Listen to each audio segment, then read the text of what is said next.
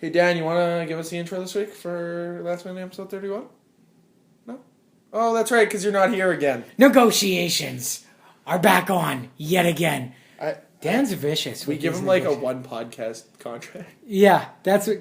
Dan's just, he's like a closer. You know what? He's the closer in business deals. You just bring him in. I think from now on, it's, whenever he's on, it's Last Man podcast featuring Dan Rudy.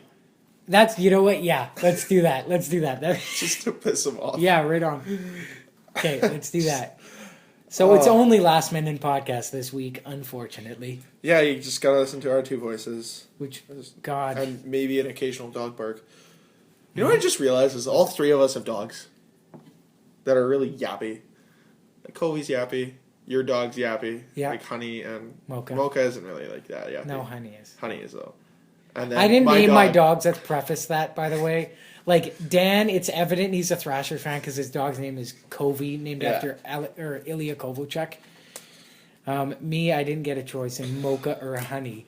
Guess which one is the black dog and guess which one is a white one. If you guess Mocha black, Honey white, you're correct. My family, we're not racist. We just thought that was cute dog names. So. Wow, I like how you preface that with I have to. Because people are like, Mocha black dog, racist? You're phony. What's your dog's name? Roxy. It's also black. I don't differentiate color with my dogs. Dog names. Okay. I also didn't have the power to name my dog, so. Okay. And it's not really my dog. Any relation to the Shot. company back in the day, like Roxy Company, like No. when that surfer face came out? Seriously? See, it's still there, but I don't know. My sister named it, and it's not me that named it. Oh, okay. You know what my dog names are going to be. What's your dog named again? Okay, Isn't it one of them's Sergey. Because Sergey Barrington. that's awesome. Okay. Another one's Jolt, because Jolt Cola, back in the day. I think they still have those. I think they probably do. Ugh. I don't know. Why am I making that sound? I've never. I don't ever remember. Caffeinated. Wow, that took me like 4 Caffeinated tries. Caffeinated soft drinks. Aren't all of them caffeinated? Well, but it's like interjected with more caffeine almost. It's Oh, like really? coffee almost. I should try one day.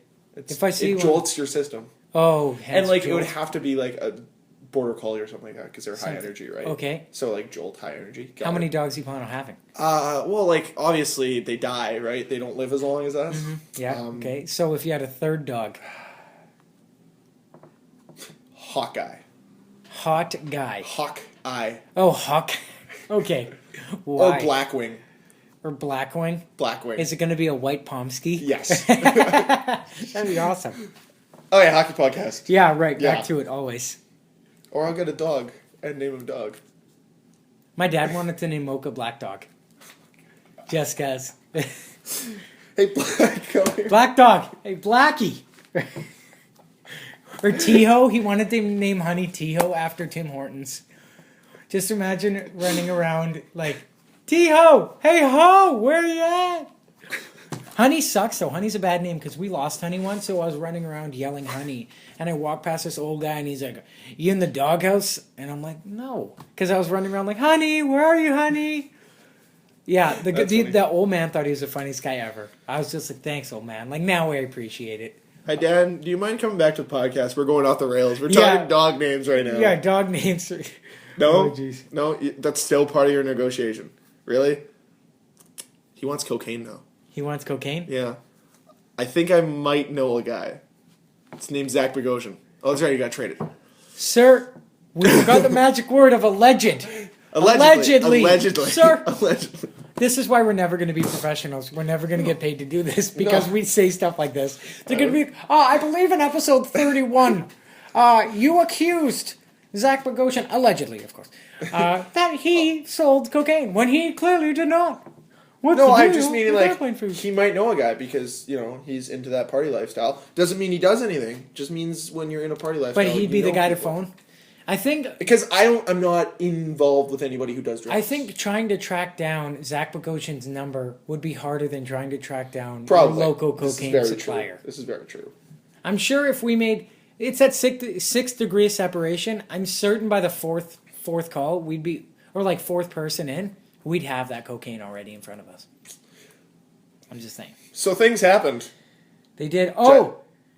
Yeah, they did. Yeah. Well, no, I was just going to say, it's the 31st episode, and the Jets have 31 regulation wins. I worked real hard to find that stat. That I just was- saw it like 10 minutes ago. You're like, oh, we've done this. How many weeks has it been possible to have episodes? Like 35 or something like that? Yeah, because we missed We missed 2 for summertime. Christmas. We missed 2 at Christmas, and we missed like 1 for sure right when we started, like the 3rd week Yeah, or something. I blame Dan And for then that we one. lost. I lost one, and by lost I Oh, mean I yeah. still have it on my phone, but I can't get. It's in the abyss. Like I can every time I load up like the recording app, I could still see it. It's there. It's real. It happened. It exists. It exists, but I couldn't record it. Like, say can't if I take it off your ever, phone. it wouldn't let me access Yeah, I it. know. Like I can see it. That's If I ever get a hold of it, I'm releasing it. Oh, yeah. I'm It's just a gonna great release it. episode. It's just gonna be called. I'll have to listen to it again. Like I listen to all the podcasts. So does Greg. Dan's up in the air. That's also in his contract. But nonetheless, I'll have to listen to it to the full length. Like again, just to know what we talked about. Like it'll probably be There totally were push-ups there. weird. Oh, was that the inaugural push-up one? That was the inaugural that push-up was a one. Because great I said one. Phoenix instead of Arizona. And then Dan did push-ups too. I was the only one who didn't, and then I did push-ups the next week, and then it didn't make sense at all. And then, like, and then it just didn't continue after that, Yeah. pretty much. All right. Jets. Hockey. Jets, hockey things, sticks, Stuff. pucks, wheel snipe Sally. Correct. Yeah. The Jets did not wheel snipe or Sally on Thursday night against Washington, losing 5-1. Story of this game? Penalties. Penalties and terrible penalty killing. I believe they had 5 tripping penalties in one game. A feat very hard to achieve. No, No gee, pun it's not intended. very hard. What do you mean? Feet. Tripping. Oh, geez, no, I didn't. Yeah, I caught on to it. I didn't even think about I'm it. sharp today. You're not. Yeah. I've been doing homework all night. I have. I not know. been. It's shocking. Greg, I don't I'm do grown homework. up now. Okay, we're both grown up. You're doing homework. It was leg day at the gym. I hate my life. So Hey, don't skip leg day. I hear it's good for you. leg day. I hear the next day is just peaches and cream. I heard it's just going to be splendid tomorrow morning. I went to school with a guy Okay. on leg day. He wanted to like punish himself so badly that he couldn't walk upstairs. So he had to take elevators. That's how badly he wanted to punish himself. No, the first set of stairs I went to go take today, or the second, I lied because I have stairs into my house. The first indoor set of stairs I went to go take, I missed the first step, and that hurt. Yeah. Just fall. Yeah, I fell through the back door there. The other story of this game, obviously going back to hockey Mm-hmm. and getting away from our tangent. There will be plenty more. Oh, Come on God. this fun adventure. This is like Imagination Land. It's Yeah. just like Tangent Land with, What's with Cam and what's that Greg. animal in like the never-ending story? You didn't see that either, I right? know. What I you're should have talking made about, references to movies I've never seen. Damn it. Okay, Ah, we can talk about American Sniper. I've never seen American Oh, Sniper. I have. And It means thoughts? you're not American enough. Was your thoughts? I heard it's super like just Americanized, It's like so American. kill all the terrorists. That's what it is. It's Okay. very American. Wow, good way to bring it back though, because that the president is in Washington. The Jets played Washington. Exactly. Who was in net? Pavlik. Pavlik. Because They pulled him with 7 minutes left on a power play to try pulling to the score. old Patty Waugh there. Yeah, trying to score, didn't, and they actually got I only scored on. watched for 4 minutes, and in those 4 minutes, Nicholas Backstrom scored 2 power play goals, and one of them was literally Greg. We could have scored that goal. Like Oh, he yeah. just caught Pavlik off guard and kind of Yeah. floated it on net because of an offsetting penalty. Offsetting penalty, and he scored. And then they still got another power play. It was brutal. Yeah. Shades of lockout shortened season when Washington was like, you want playoff hopes? Fuck you. Remember that when we had the back-to-back home games against Washington? They beat us like 6-1 and 7-2. I think so. I Like think I was. I 2013. might have been at one of them. I don't believe. Maybe. It's like every time we play Washington, minus like the Crosby's better game, which I was at, we just get outclassed by Washington, who's a very good team this year. We have to be honest. They are a So, very good team, but they still have that problem that the Flyers have with No Philip Forsberg because they traded him no for a Martin rotating winger on the top line because they can't find a match with Backstrom and Ovi. Yeah, so exactly. their hole's the right wing, Flyers it's the left wing. So in a perfect world, Ovechkin's getting traded to the Flyers naturally. Naturally. But Or, that'll never Jakub happen. Voracek getting traded to Washington. That would be real sad. Hey, it's okay. Phil Kessel's going to become a Capital. And Kuznetsov and Burakovsky is going to become Leafs. Really? Oh, that's just hypothetical. That's hypothetical. That'd be crazy. Like, That'd I be was a like, nuts trade. Phil Kessel and Ovi? I don't know maybe if that Carl- would work very good. Kessel can pass. I wouldn't take Carl Alsner. I would. Well, I like He's the a guy. I love the standing guy, guy. but kind of old, isn't he? But I guess he'll be your stabilizing defenseman. What? Like, he's 27. I don't know 28. why this is ingrained in my head. Like, all these guys, I'm like, oh, they've been here a while. They're kind of old. Like, did you know AJ Hawk, like, he got released by the Packers today? I know this isn't, like, hockey. Oh, related, okay, let's talk football. but Yeah, sure. 9 years he played for the Packers. It felt like yesterday. I remember him getting drafted. And I'm like, ugh, what am I doing with my life? And I'm like, oh, yeah, that's right. Leg day, curls for girls. Legs for Okay, I don't want to listen to legs. you. Do you want me to tell you what I did with my day? You go, yeah. I went to school. Sorry, I learned Education. things. You learned something. I learned how I to didn't- hurt myself. Yeah, that's fine. I can squat the bar. Guess what I did this weekend that you didn't do? What's that? Talk to ladies? Well, that. Naturally. But I coached inside the Brandon Wheat Kings arena. Oh, how was on that? their bench. And how did you feel? It felt Who's pretty their professional. coach? McCrimmon. Kelly? Yeah, Kelly McCrimmon. Yeah. And how It how was that cool. arena? How was the arena's ice? kind of warm. Yeah, I was gonna the say. The ice is. The kids liked it. It was really good. I really enjoyed it. Kids played not very well. No, they didn't. We got killed the entire tournament, but other than that, Why was it like a AA tournament or something? Well, we were playing age up against like teams' best players. So like, Oh, and did they have like regional teams? well, Like, yeah, that's what it is. that's right? garbage. So it's I like- hate that. So for us, it'd be like taking St. Vital, Transcona, St. Boniface, and Fort Garry and putting a team Taking together. one line from each team and putting Essentially. it on that team. That's Because not like fair. there was a team from Yorkton. Oh, Yeah. hey! Yeah, I know. Call out to Mr. Tyler Esquivel, who was on this podcast. Hi, Tyler. There's a team from Yorkton, and they have like 4 or 5 house teams or something like that in their area, and they just picked the best of the best all-star team. That's the traveling team. For And they Yorkton. won, didn't they? I'm pretty sure they did. Yeah, they were really good. But like the kids that I coached were all 13, and they're playing against 14-year-olds. There was one kid from Thompson that we played against, taller than me. Preface this: kid's 14 and he's 6'6". Wow. Skated like you or Carrie, but 6'6". That's a reference to, okay, Greg's a big boy, and reference to me skating, I run on ice. You don't run. You just look kind of like unstable, like Bambi. I look like people have like, not like, this isn't a knock, this is a over-exaggeration for my skill and a knock on this player. People say I skate like if Jenny Malkin skates, in terms of like the way I pick up speed is do crossovers, and that's what Malkin does. Like, watch him. He's Yeah. got a funky skating style. He does. It doesn't work the greatest, but he's powerful when Well, he just The glides. thing about Malkin, though, is like he can cross over both ways.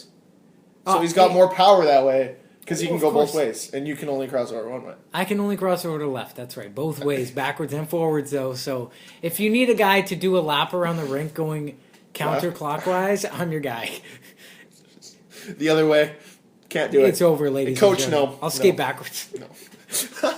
I'll skate backwards instead. I could Do go the that other way. way. Wow, that just... We just went. This is what happens when Greg and I are together doing a podcast. We're 13 minutes in and we talked about one Jets game. Yeah. Okay, let's bring it back. Yeah, let's bring it back. Okay, Jets played the Leafs. On the Saturday. Lonely Leafs. Tank Nation. Yeah, and I was like, hey, you know what'd be great? Jets pick up 2 points, Leafs lose in regulation. It can't be any better than that. So actually, first time ever that I was cheering for both teams in this game. Normally it's one or the other. This time I was like, I'm cheering for the Leafs to lose, Jets to win. Nope. Leafs had other plans. They won in overtime off of a great goal by James Henry. That was in a beautiful setup by Ole Jokinen. Beautiful Yeah. setup. That was a great pass. That was a nice play. Hutchinson couldn't get to it in time. Obviously, if that was Pavlik, the entire world would have been blamed on him. But because it was Hutchinson, and everyone like- loves Clutchinson, they give him like a little bit of rope. Oh, so But much Pavlik, there's no rope. Their hand is on that leash. When they go for a walk with Pavs, their hand is literally around the collar. it's Sorry, is what I brutal. meant to say. But in this game, Sherratt fought Daniel Winnick, and got hurt. and then later on, a few days later, we found out that he had hand surgery, or he had surgery on his left hand, and he's out 4 to 6 weeks, which is quite the blow to the Jets, considering He was playing really well. Playing really well. He's Buff's D partner, or was. Well, it's not the best D partner. But big blow in that sense. If he's back, he'll be back for that late March, early April. Kind of like Mathieu Perreault. Kind of like when they're both going to come back. Sherratt's going to come back before Perreault, but if Perreault comes back in the regular season, it'll be that last week in April. I was just thinking about this. The words that they use, like they said Perreault had a significant lower body injury. I've never heard like that I can remember. No, not even just. But well, of course the specifics I didn't hear, but I've never heard that word used for an injury before. It's either like, I mean, I guess it's just another word. It's a easier blow than to say severe. Yeah, because that's what I'm thinking. What they're doing, because Winnipeg's were fishbowl, noted by Evander Kane doing his first press conference with Buffalo, and he's like, "Oh yeah, that's a long." I'm not putting words in his mouth at all. I'm just like saying what the feel of what I heard. I didn't see the press conference. But basically, it sounded like they asked him a few questions regarding Winnipeg, and he's like, "It was long overdue trade. Yeah, Winnipeg's a fishbowl. We all know that though, based off the Bombers. Like, holy smokes! Yep. Like." When one thing goes wrong, the world's going to end. When it's going great, we would plan the parade. Yeah, no, that's exactly what it is. But we're very hop on, hop off kind of thing. Yeah, very wishy-washy.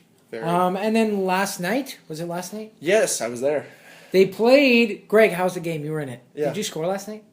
I did not. I had 1 assist. Yeah, was it a good game? You play a good game? Yeah, the assist I got was kind of garbage. I got a high stick though. I heard you got like amped on the bench like that. Yeah, I was listening to it on the radio.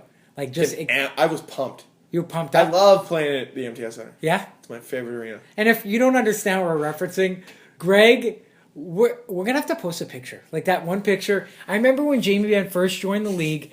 I pointed out, like a few other people did too, but I pointed out to Greg, I'm like, Greg, your doppelganger is Jamie Benn. Obviously, Jamie Benn has grown up a little bit. Greg will grow up too. But at the time, like right now, Greg looks like Jamie Benn in his rookie season. Like, identical. Like, even down to the equipment, it looks like they didn't have the same equipment, but the way they wear it, identical on the ice. And so that's why whenever we're talking about to Greg, like if he had a good game, we're talking about Jamie Benn. So the Stars lost 4-2, so the Jets won. So the Jets won. We're a Jets podcast. We're not focusing on You're right. the negatives of the Stars. Just say the Jets won 4-2. Any other notables? How was the crowd? I've noticed the crowd's kind of the last couple when they games scored, it was good. Not a lot of Go Jets, Go chants. Not a lot of. It wasn't very ampy. It was still a good hockey game. But there was a big ref you suck chant, like a huge one. It lasted like 3 minutes. I love ref you suck chants so much.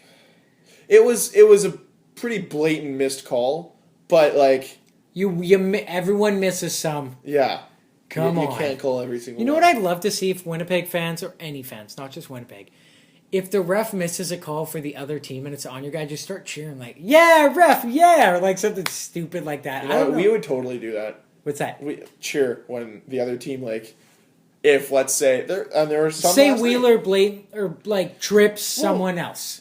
Just think about it. It's people get away with it all the time. Buff gets away with it where he'll give you like an extra shot or like he'll just hit you over for no reason. There's a lot of interference calls that don't get called. I'm gonna go back to even Trouba does it a lot too. I haven't noticed Trouba. I've noticed Buff. Okay, Buff though it's also because of his size. He's a big boy.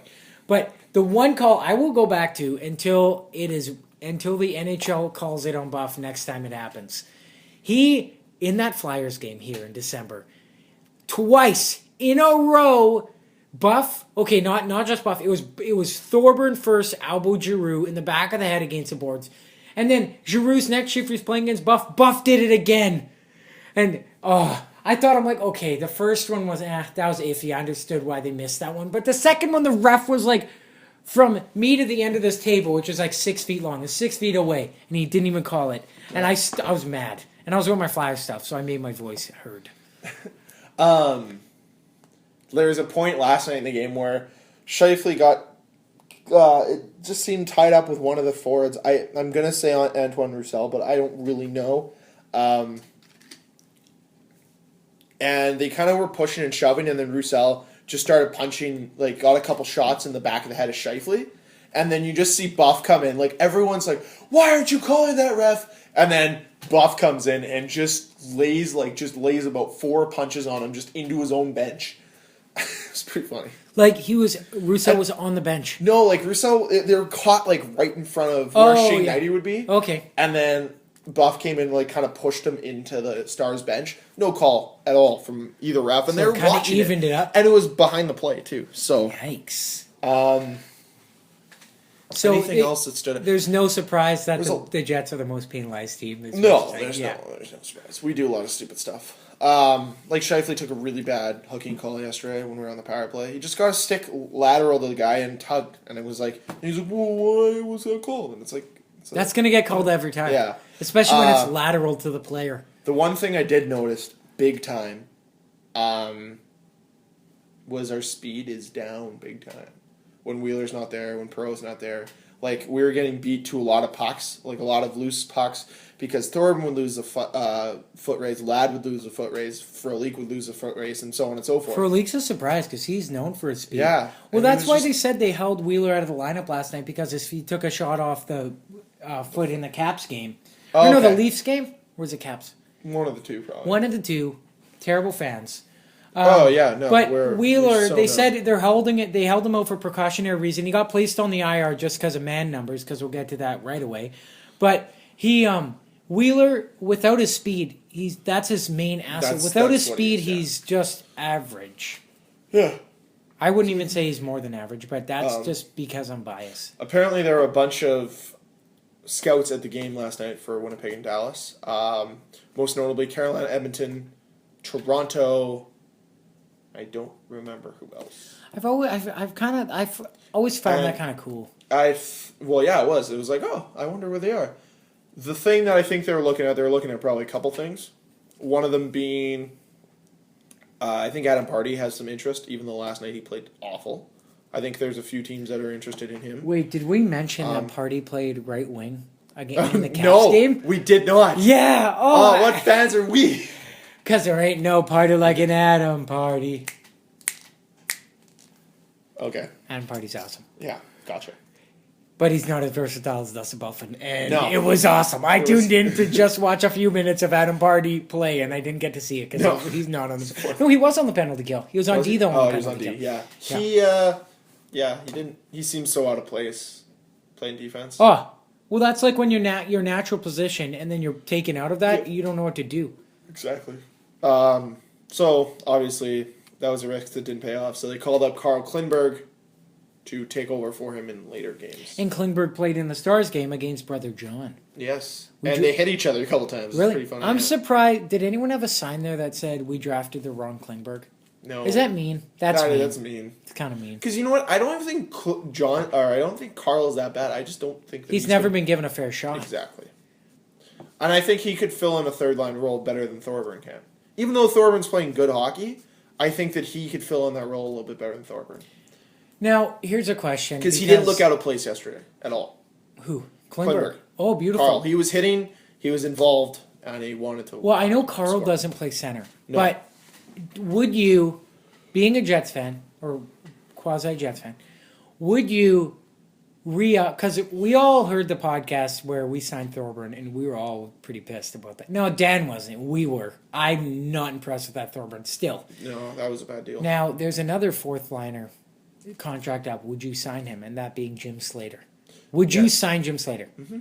Why would you sign Jim Slater? It was funny. I was talking to the guy. Perfect. I'm glad you have an opinion on this. Go.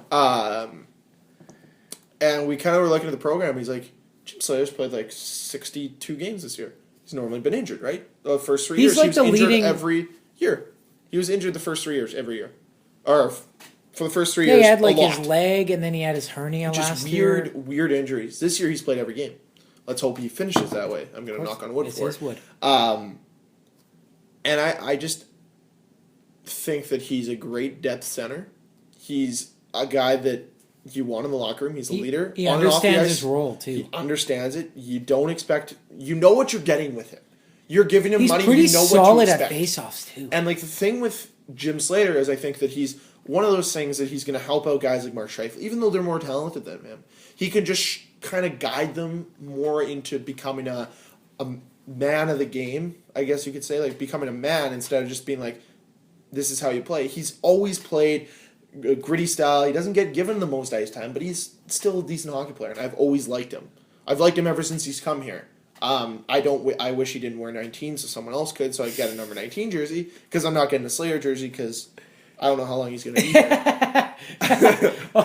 Okay. However, which we'll lead into in a second with the new jersey I'm going to buy. Oh, well, on the Slater, though, one thing that I've noticed, because I'm getting a new jersey myself just soon enough, it'll be Adam Lowry. That's a young guy who understands he's not going to be a top 6 player. No. But he plays the role. Goal last night. I should have watched the highlights. Goodness. I missed it. I'll watch him.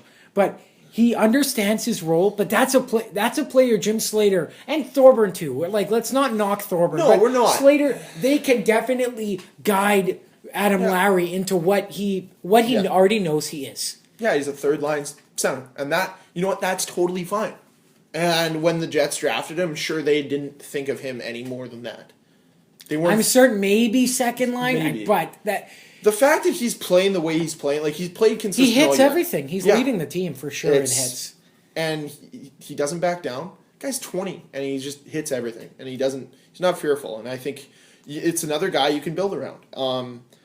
I think we've got I think we have a great core now that's not an Atlanta core.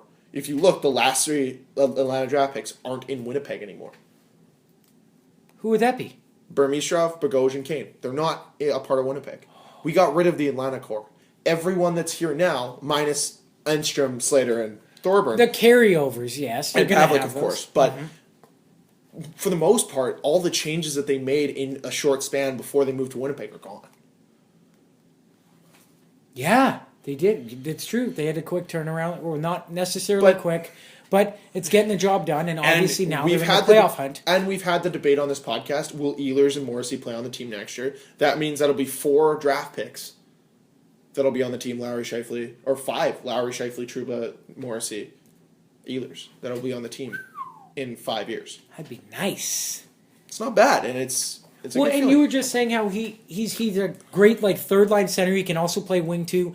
Now, when you're building a foundation for the future, obviously we shouldn't draft for position. I like drafting for position, but that's also why I'm a Flyers fan. Draft best player available, not what you need. That's also why I'm a Flyers fan. Who's we had this conversation our first podcast. But Lowry, so if you go down the list, it's okay, your future number 1 center.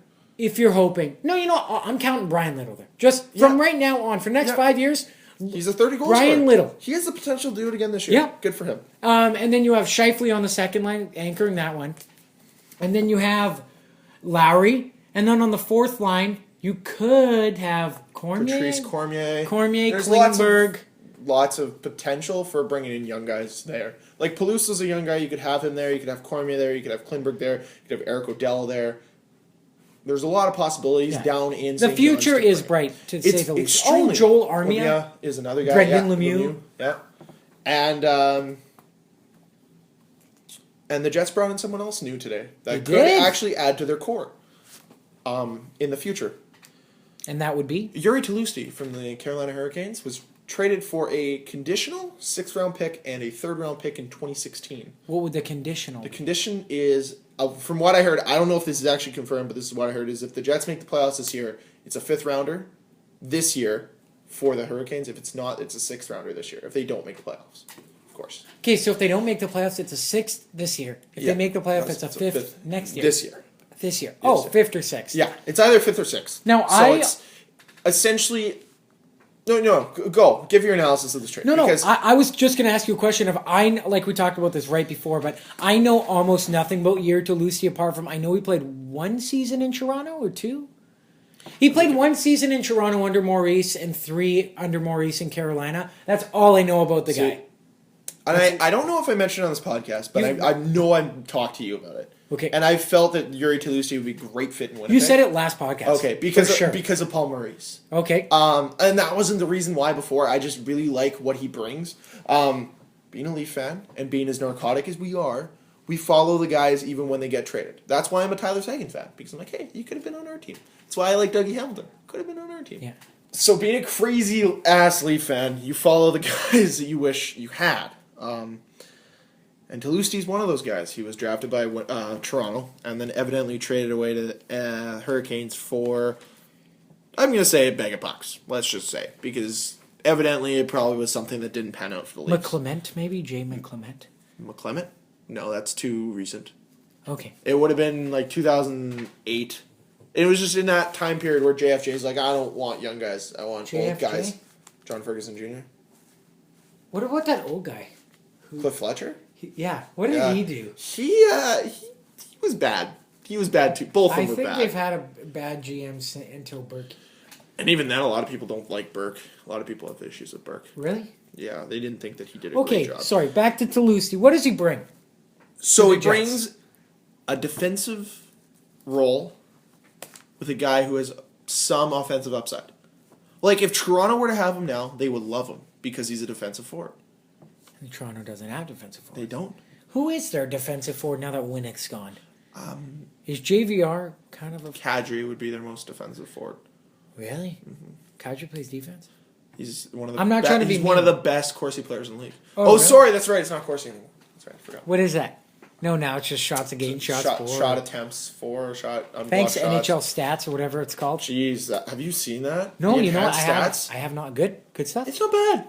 It's not bad. Pretty good. Yeah. There. You know what? If you look at that, you're like, that's why those teams are at the top of the league.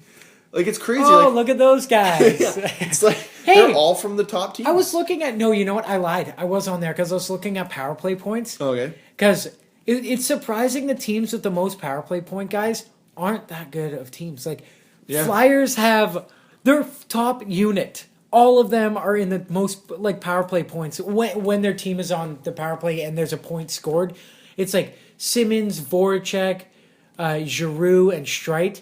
Okay. Toronto has 3 players on there. I know for sure Kessel and JVR? Bozak. Bozak. Kessel and Bozak, I'm assuming JVR as well. What about Clarkson? What about Clarkson? He's pretty good. The power play has maybe 2 points now. Oh, you were talking about your jersey though. Okay. But first I want to get into this about Tolusti's role as a player. Yes. What would you say of the Carolina Hurricanes this year? Good team? Okay team? I have not watched a minute of their games. They're in 4th last place in the league. So what would you conclude from that? They are in the Mikhail Fedorov watch. Yeah, we'll get to it. You know why I said Fedorov. Mm-hmm. Mikhail Fedorov watch. Okay. We'll get there. Wow. I can't believe you just flipped that on its head. Good for you. Okay, awesome. But the reason why I mention that is I know it's a bullshit stat in a way. But in the last 3 years, he is, before this year, he has an overall of plus 18. If you take out that's pretty good. For those of you out there, that means you're on the ice when your team scores and not when they scored against more. Yes. This year, the reason why he's so bad is because they're evidently really a bad team. Carolina. Yes. He's a minus 17 this year. It was a plus 2 last year with Carolina, and they weren't good last year. And then he's a plus 15 in lockout shortened season, where he also had his best season of 38 points in 48 games. But his overall stats is around about, I would say, 0.35 points a game. So 165 and 396. So not too bad. Third liner. He's the third liner. Or second liner. He's a defensive forward. Second that power Maurice is play gonna unit? really like. Oh, really? I don't think he's going to play power play. No. He's going to be another defensive forward. Like he's going to be for Stafford. Played for. What he's going to be is he's going to be another Furliker Stafford. So he's now, another depth guy. Now here's the question, because we've talked about this since the trade. Now that's 3 pending UFAs, right? I believe they're all UFAs. I've heard Toulouse is an RFA. I haven't checked. I can check right now. I believe he's a UFA. But, okay. Well, hypothetically, you could check. Good. Yeah. No, we'll fact check this. He is a pending UFA. I saw he's that. a pending UFA? Okay. Yeah. So that's 3 pending UFAs. You're realistically only bringing 2 of them back, I would say. Because you've got to give space. If that. Yeah, of course. If that. But yeah, it honestly, I think what it's given them is it's almost given them leverage against Furlick now. Saying, well, if you don't want to come back, we've got these 2 other guys that are going to sign for $4 million. I only heard this through the $5 million. For 4 years. Yeah. Yeah, you saw that? My I haven't read it in like a confirmed article, only through the Twitter sphere. Yeah. But it's like, That's $5 million? That's, let's put this into Jets perspective. That's more than Brian Little. Yeah. You're not getting that for the Jets. No. Which maybe they knew that and they're like, okay, well, maybe they're still going to try. Stafford or Tlusty will sign for. I could see Tlusty signing for 3.5. 3.5. Like he won't get more than Perot. How much is Perot? 3.5, I think, right? Oh, well then 3. He might test the free agent market. Well, I think Frolik's going to get 5 in the free agent market Because people are crazy, and a team, namely Edmonton, will probably sign him because he knows how to play defense. Yeah. Or Florida will get him back. To play defense, though? Play on their third line, second line even. Oh yeah, well, work with some of the younger guys. Like they've got a really young core in Florida. You could bring Frolik back, and then you could arguably have 2/3 of the greatest third, fourth line ever in Frolik and Davey Boland. Oh my god! And they could combine be worth almost $11 million. I had a thought the other day. I was like, could you just imagine this? And then this is Toronto thought again. Okay. I like Toronto, so that's fine. If in a perfect world, these things would not exist in a perfect world, you want to make me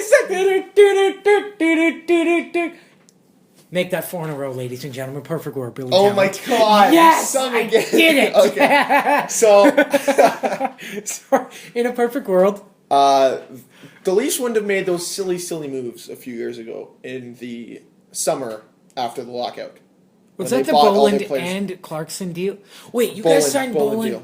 That was just the Boland deal. Oh, Boland and Clarkson. We traded for him. Oh, okay. But we're gonna ixnay the Clarkson deal, but we'll keep the Boland deal on the table. Just a theory here. What was the Boland deal? Oh, like as in you would have signed him again. Would have signed. Okay. The Leafs' top 3 lines / part of their fourth would have been Kessel, Bozak, Lupul, Van Riemsdyk, Kadri, blank, MacArthur, Grabowski, Kuhlman, Boland, fourth line center. That ain't half bad. That ain't half bad at all. What? Yeah. Don't you wish you could just go back and fix things? Not even in life, just with sports. Well, and I don't know if they would have done a Dave Boland trade in that, but like, I don't. It fucking boggles my mind how you're like, okay, Clark MacArthur has been like consistent for us. We're not going to sign him. He'll go somewhere else and be. In 2 years they let that third line just blow up. That'd be like if the Jets if the Jets didn't sign Lowry and they let someone offer sheet him, they took the picks.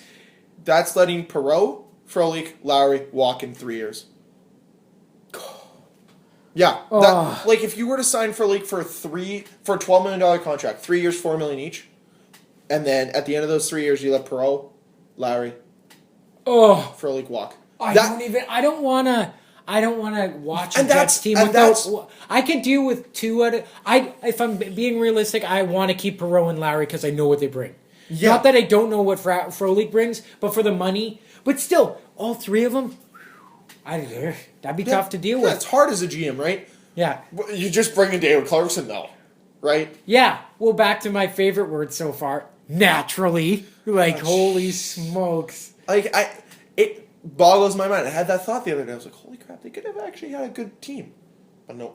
I would say, I don't want to throw the P word around, but that sounds like a playoff team. That's got some depth. That's a depth. You only have That's why they were on the playoffs You only have 3 blanks on that team. Second line right wing, and then wings on the fourth, which could easily be like anybody. A Josh Livo or Levo or like a Kozin. Exactly. Carter Ashton would have. Ashton even. But that's back when, and the other guy they had Tyler Jay Biggs. McClement. They also had Jay McClement at the time. So I could have seen Dave Boland moving up to the second line and playing a role with Kadri and Van Riemsdyk or Kadri and Lupul. You need a guy to go in the corners. That's whatever. Fine. That's fine. And then you could have a McClement blank line. Obviously that didn't happen. Crazy world just means that like maybe you might have to just try to put guys out there for depth.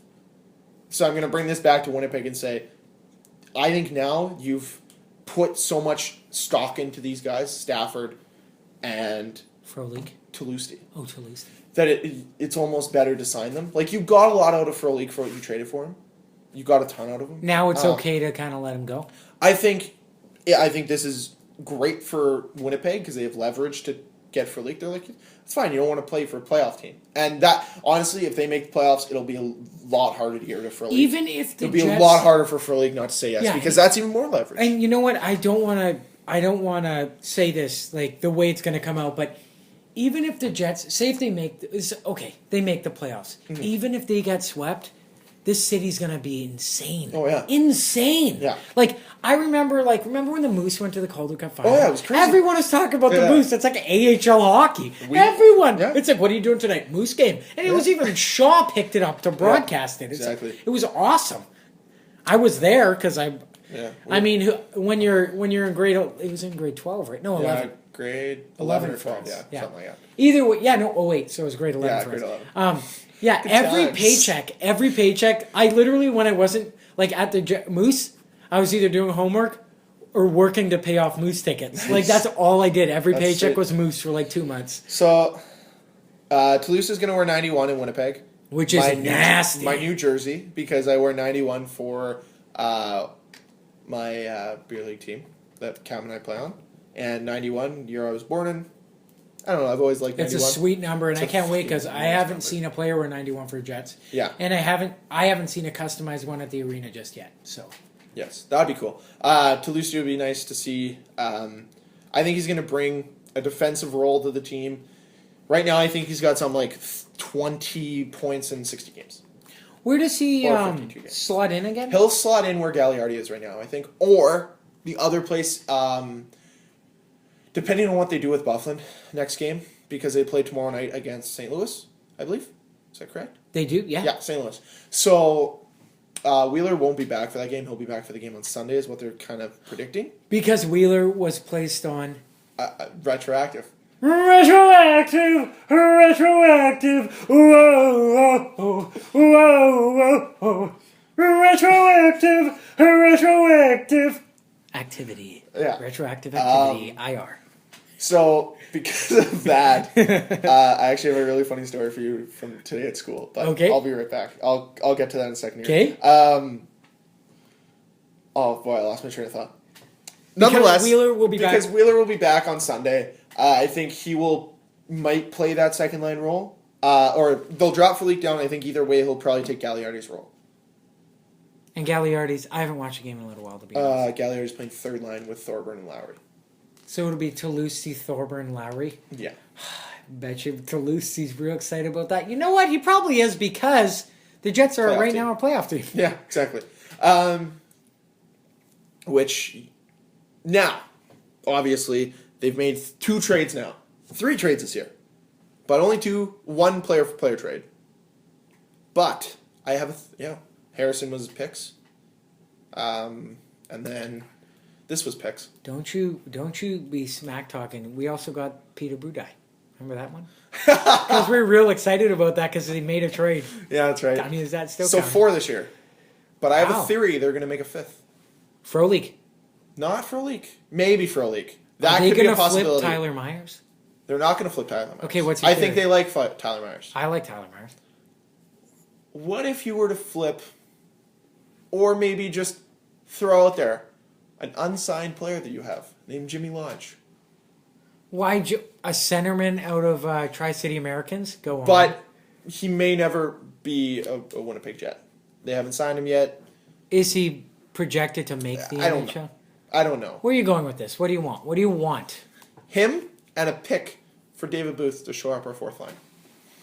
Oh, because the Leafs look into the future. You need a 4th line center. Or 3rd. Or 2nd. Or 1st. We don't know. Jimmy Lodge could be a 3rd line center. Actually. That's why. Okay, speaking of... No. Just working out for both teams. Because both would be good for this year. But the argument has been made, why are we giving up these draft picks, future draft picks, for 1 year in the playoffs? And I get that. But Dan has said, and so was because he's quoting David Thompson and the ownership group, the Jets said since the start, if they're ever in a legitimate playoff spot or in a very good chance to make the playoffs, they would make the moves to make it happen. Yeah. And they're coming through with that. They're doing it. They're still going to work hard going into the trade deadline. Talking with Toronto for that Daniel Winnick because they really wanted Winnick. Yeah. He got traded. Who did he get traded? He got traded for Zach Sill of the Pittsburgh Penguins got traded to Pittsburgh for Zach Sill, a second and a fourth. Okay, the Jets were in on Winnick, but the asking price in return, the Leafs wanted Burmistrov and a second rounder. Yes. And people are like, "Oh, that's way too much." If Burmy comes back, I doubt he'll play for the Jets because You're right. both it wasn't just Noel. I believe it was a management and it was Lowballing management. him. No, not just lowballing him. Well, of course And that kind of mistreated they mistreated him, but he mistreated them as well allegedly. Yes. So it's best to just part ways. But the Jets weren't ready to part ways with that second round pick, which I get. That's a high stock. But one thing I could still see the Jets parting with the second round pick this year because they have that late first round pick. So they have two first rounders. And the other thing is, I think that's why they were okay giving up this third as well. Is they have that late first round pick. Oh, that's third. That's this year. That's next year. Next year. Okay. I explained that to a guy that I went to school with, and he's like, I don't really like the trade because we're giving up that future. And I was like, I think because they got this first rounder, they're okay with it. And then he's like, but that first rounder was kind of because we're probably not going to sign Drew Stafford. I was like, that's fair. Oh, hey, I didn't think about that. Yeah. Because it is like a condition. It's not conditional. It's not, but it's like, are you going to sign him or are you not? So they do have, this summer is going to be very interesting because not only they're going to have to see if they're going to re-sign guys, they're going to see how these rookies like Ehlers, Morrissey, come along. And they also have to make some decisions. Are we going to bulk up for this year in preparation for an even tougher summer the next year where they have to re-sign Scheifele, Trouba, Buff, and Ladd? Oh, Ladd's this year. No, Ladd's next year. Next year, right? So they've got a lot. Where is Ladd this year?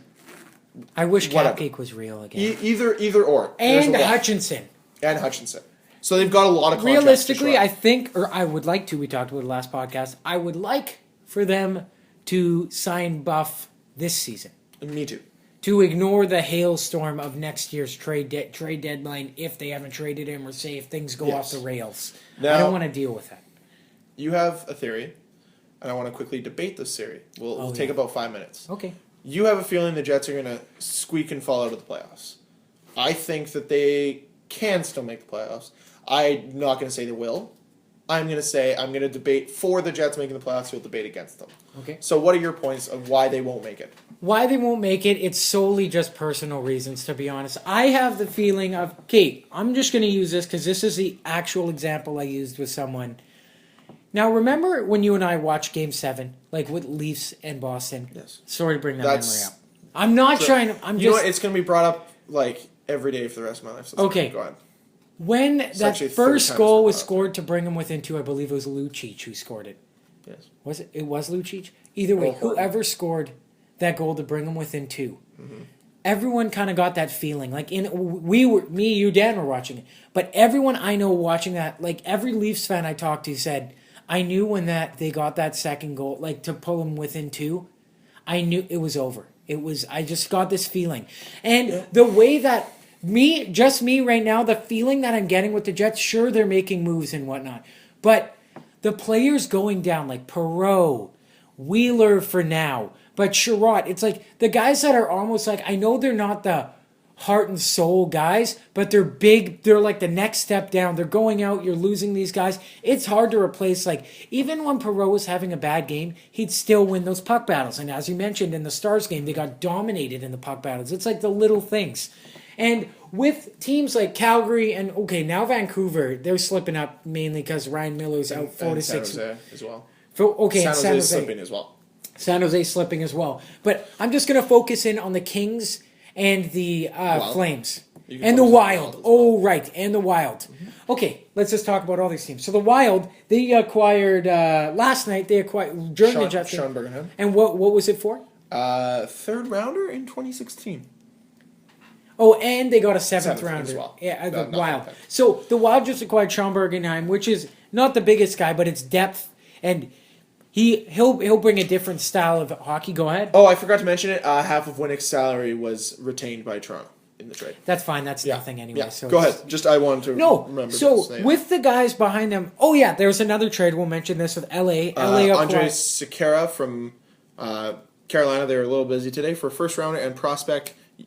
You know who it is. I don't. Oh, Roland McCowan, the defenseman out of Kingston Frontenac. Their first round pick last year. Late first round pick. But That's two could first blossom. rounders. But like I said this earlier in the year, and I know I said it on the podcast, Carolina is building a good young core over there.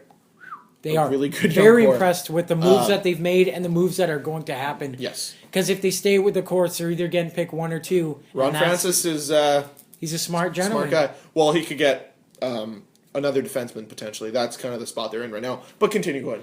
No, so with all these teams behind them making moves, they're making waves, making their team better, their depth Minus a little Calgary. better. Calgary hasn't made it. Minus Calgary, but here's the advantage of Calgary and LA. They both keep winning, and they both still have games in hand on the Jets. And that's a scary thing. It's the Jets, like, against teams like Toronto. I'm not trying to be mean to Toronto. No, I know. Love Toronto. No, I know. That's to me, that's a gimme game. That should be 2 points. You have to win. That's it. Coming up, they're playing.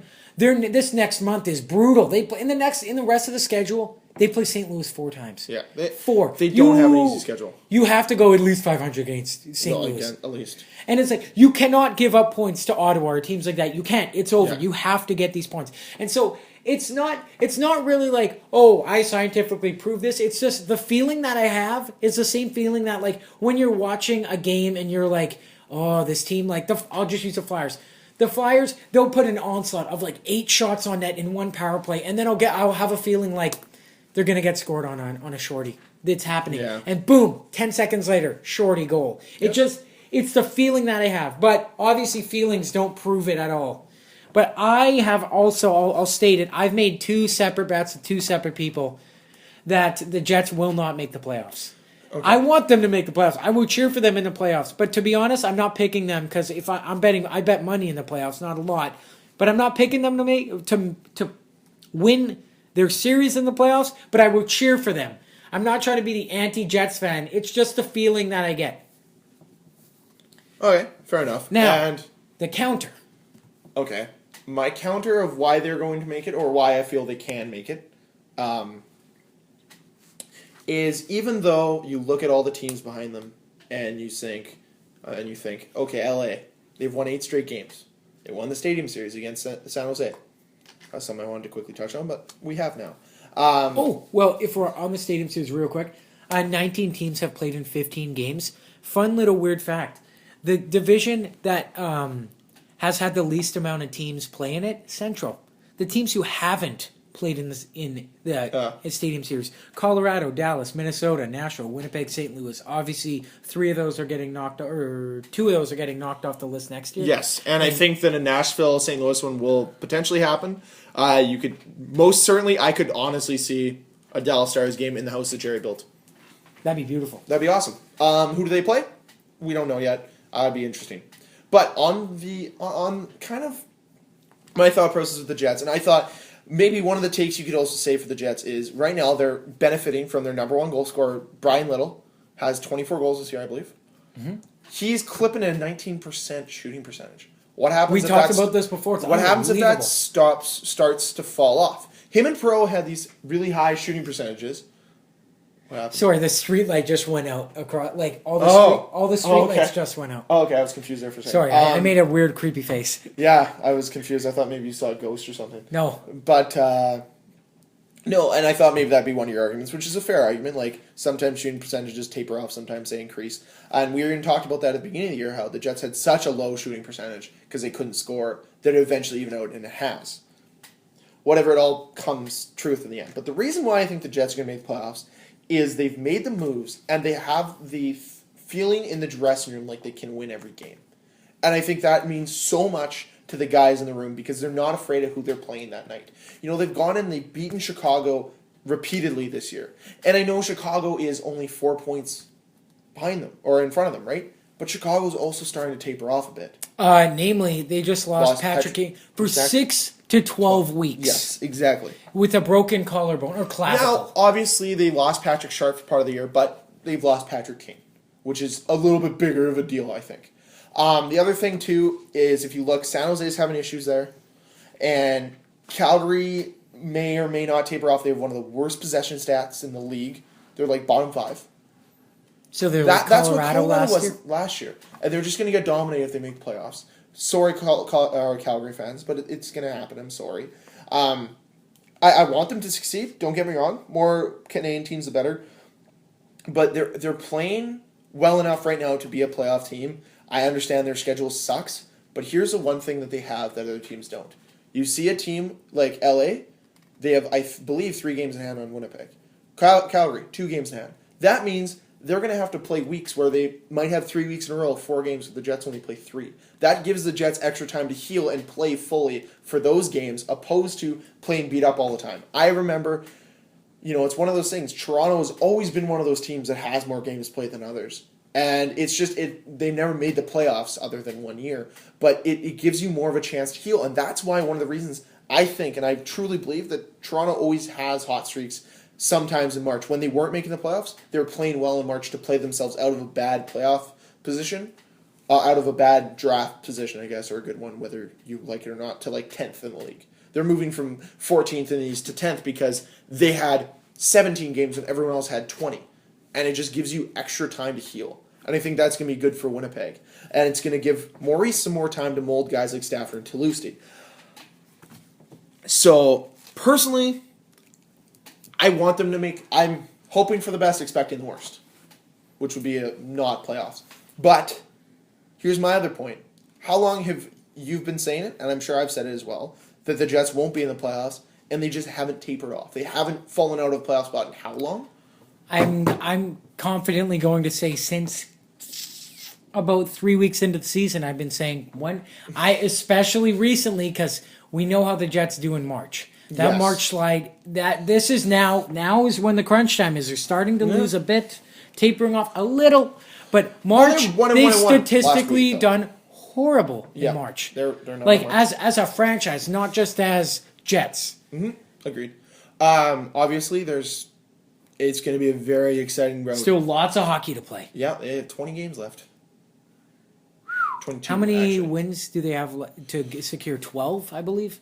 Probably. To guarantee playoffs? Ooh, that'd be something to see. You know what? And I think 12 gives them 96 points or something like that. Well, yeah, that's the fun part about playing in the West is that you need, at least 95 to make playoffs? Yeah, and East, it's like, 75, come on! Well, actually, no, that's funny not nice thing about the East this year is actually the division is a little bit more competitive. Like, Washington's got 76 points, and they're at the first spot. But Boston and Florida are 2 points behind each other, 67 and 65. Compared to 73 and 70 in the West. Calgary won tonight. They are now in that second wildcard spot. And Minnesota lost to Edmonton last night, so that was nice. Edmonton, what are you doing? No, good. Connor is on the line. You lose. You lose forever. So, yeah, a team that was just out of the playoffs probably 2 weeks ago was LA. And now they're back in it and in a divisional spot. So it's going to be very interesting. Right now, as of right now, Minnesota, 4 points back, 2 games in hand. Calgary, 3 points back, 1 game in hand. However, I think we're a little bit safer just because we're only 4 points back of Chicago when they have 1 game in hand. And I think that's a potential catch. We could switch with We could. But here's the other thing, and it's a crazy, crazy theory. We're 7 points back of St. Louis. We win all 4 games against St. Louis. And then just go 500. Just go even with them for the rest of the year, and then you could be in St. Louis's spot. Far-fetched, but it is home potential. Ice advantage. It's just, and that's how crazy the playoffs can be, right? Is right now, Dallas is 10 points out. I would be shocked if they finish 10 points out. They might be in the playoffs. There's a lot of potential left. 20 games for Winnipeg, and yeah, they probably need to win about 12 of them. Because 12 would give them 24 points. 97 overall. So points. 12. 12, the magic number. 11 or 12. You know what? And I think if they get 10, they go 10-8-2. There you go. I think 10-8-2 will get them in the playoffs. 22 points. That ain't that hard. Yes. That's why I'm saying it's possible. Yeah. But it is difficult when you look at their schedule. When you're looking at I'm looking at it, you're looking at 10-8-2 possible. I'm looking at it that way, but I'm more looking at, but look at the teams they're playing. Like tomorrow, St. Louis, Sunday, LA, Tuesday or Monday, the Sens, so on and so forth. I'll read you their entire pesky schedule Sens. right now. Pesky Sens. as we're going to wrap the podcast up with the entire reading of the rest of the schedule for the Winnipeg Jets. And I just want to applaud us. Because we actually stayed on the Jets all podcast. Yeah, we did. Which is the original intent when this podcast started. Obviously, the Jets don't give us reasons sometimes to talk about them, and that's where we talk about other things. But without Dan, we stayed on Jets. Yeah. Very impressed. Very impressed, too. And we had very good conversation. We did. So they play St. Louis this Thursday. Okay. And then LA Sunday. Ottawa Wednesday. Nashville, St. Louis, Florida, Tampa Bay. Nashville, St. Louis, that is the Florida, last. Tampa Bay. That is a huge road trip. That is 4 games. How long is that road trip? That's a week. That's not bad. It's a lot of travel, but okay.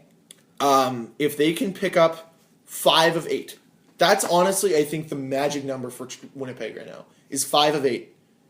I wonder if Maurice in the room has that system of like 2 of 3 or something Maybe like that. something like that. Continue though. Then they play San Jose, St. Louis, Washington.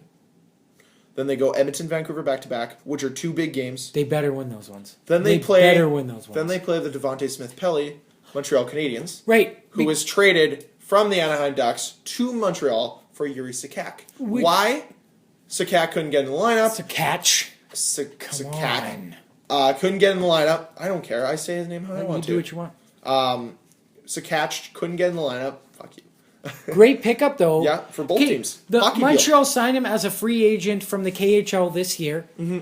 Devontae Smith-Pelly neither player got a really fair shake. Devontae Smith-Pelly played 129 games, but he was never going to be a top 6 in Anaheim's system. And, as you said, Montreal gets a big-bodied winger that they've coveted for a couple years now. Yeah. Okay, and then to finish off March, they go Chicago Rangers. Let me tell you how many of those teams they play in the month of March that are playoff teams. 1, 2, 3, 4. I'm counting Florida in this situation. 5, I'm counting Tampa Bay. 6, I'm counting San Jose. St. Louis, 7. Washington, 8. Vancouver, 9. Montreal, 10. Chicago, 11.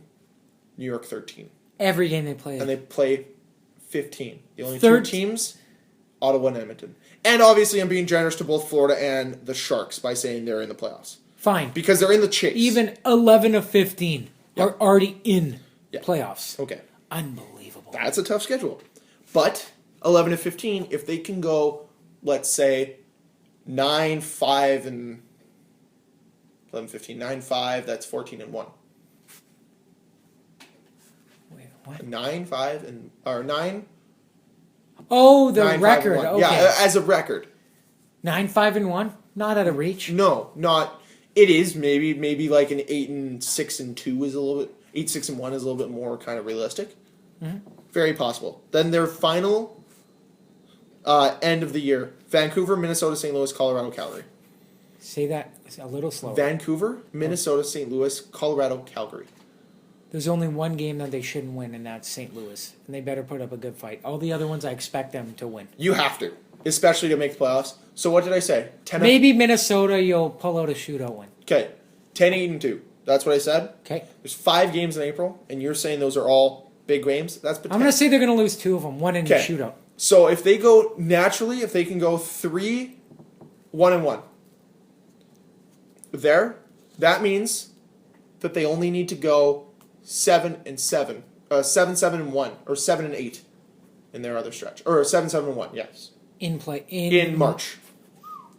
Yeah. I think that's very possible. Yeah. I'd love to see it. And now, ladies and gentlemen, where every game matters. I know people are like, all the games matter. Yes, but especially now because there is a ginormous focus on playoffs, because this is where playoffs, you can see the end of the tunnel to the dreaded bridge you have to cross to make playoffs and make Stanley Cup final. Make it there. Exactly. That's what it's all about.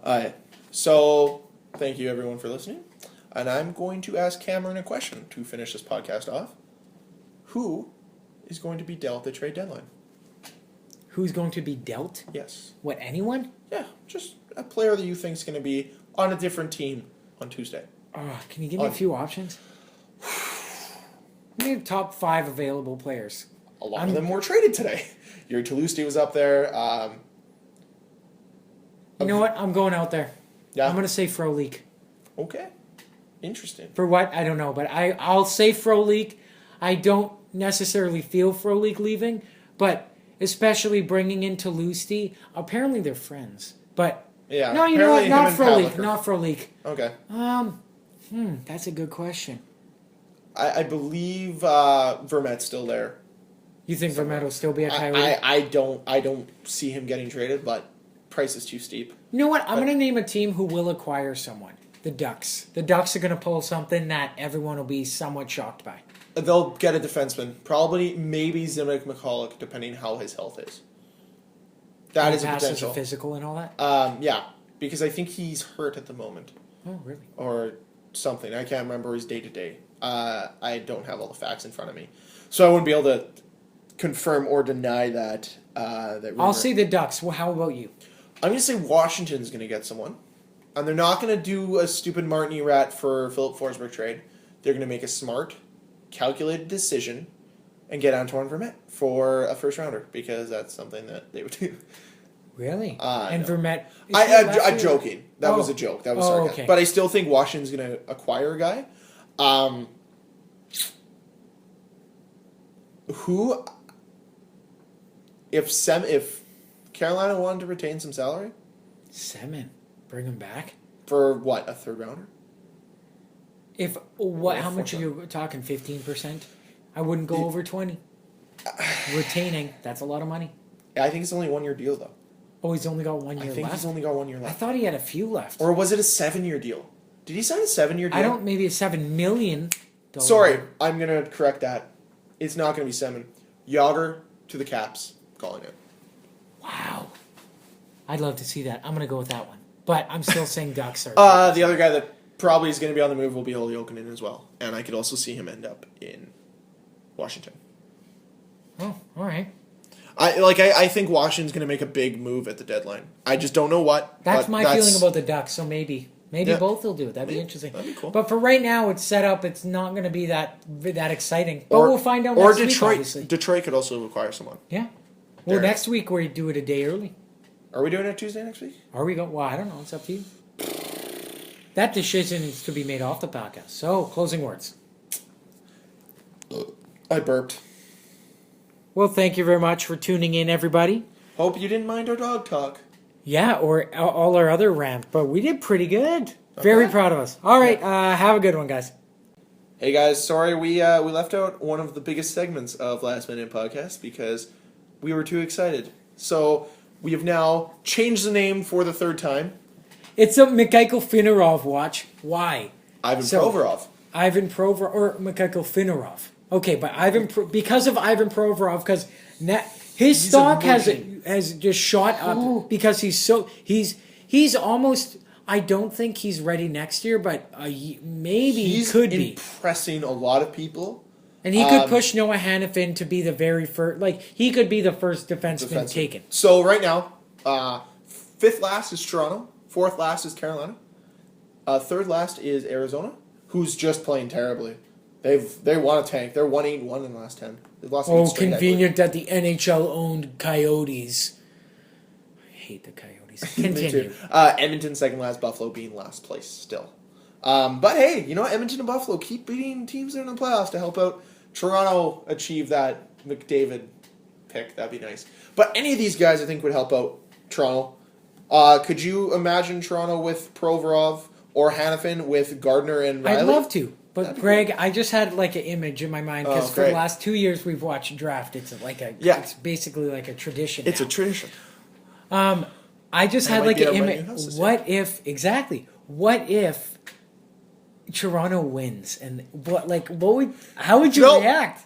I don't know. Let's play the what if game. I'm playing the what if game. I played the what if game my entire life. No, I know, but what? No. What if this one comes to Greg?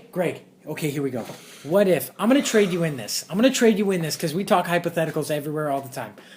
What if? Would you trade That's in? That's an off the podcast conversation, Cameron. It doesn't matter. I can't say it on the podcast. No. Okay, would you trade in? Say hypothetically, if someone came to you and said, "Greg, I can make the Leafs win Connor McDavid, the McDavid Watch 2015." Okay. But the downfall is you will not get a girlfriend for a whole year. Would you do that? Yes. Would you? Yeah, I know. Oh, I'd do it I'd be like, make it 5. Yeah. Guarantee a cup, make it 5. Sign me up. Yes. No, it's one of those things where, yeah, it'd be great to have Connor McDavid. It doesn't change the fact that it's Toronto, and it doesn't change the fact that it's hard to get free agents to go there for a good price. And It's tough to build. But that trade solely happened. I think that Kane trade, he had to have approved that or something. I seriously think one of the main reasons is a promise of either playing with McEichel or Jack Eichel or Connor McDavid. Seriously, you got to think that. Okay. You had to have factored that think into about your this. They now, if they'll get Eichel or McDavid, their first line is going to be Kane, McDavid, or Eichel, and Sam Reinhart. Tyler Ennis. Okay. He'll be Ennis because he's a winger. I think. I lied. He's a center. Yeah, he is a center, but you can move him to wing. Then your second line is Gorenko with Ennis and Zemgus Girgensson. Then third line starts with Hodgson, and then you can just build around that. That ain't terrible. And then they have Rasmus Ristolainen, Zach Bogosian. Big Z, Nikita Zadorov. Little mini Big Z. And then they still have Josh Georges for a couple years. So, you know what? If they can find goaltending, which, dark horse, Jonathan Bernier might be available. Anders Lindback. Yeah, but I don't know if he's an NHL goalie. I want him to be, but I don't know if he's an NHL goalie. Back up. I think so. Him, you could see Martin Jones going, potentially. Craig Anderson could be available. It's gonna be interesting to see what Buffalo does for a goalie. Maybe Andrei Pavlik. Who knows? But yeah, so we're gonna leave you guys with that. Thought you guys would enjoy that. Wait, before we leave, who's the 5th pick? Who's that really good player in the OHL? The centerman? Mitch Marner? Marner. Marner. Yeah. So that's probably the guy gonna go 5th. I'd be okay with that. Yeah. Okay. Thanks, guys.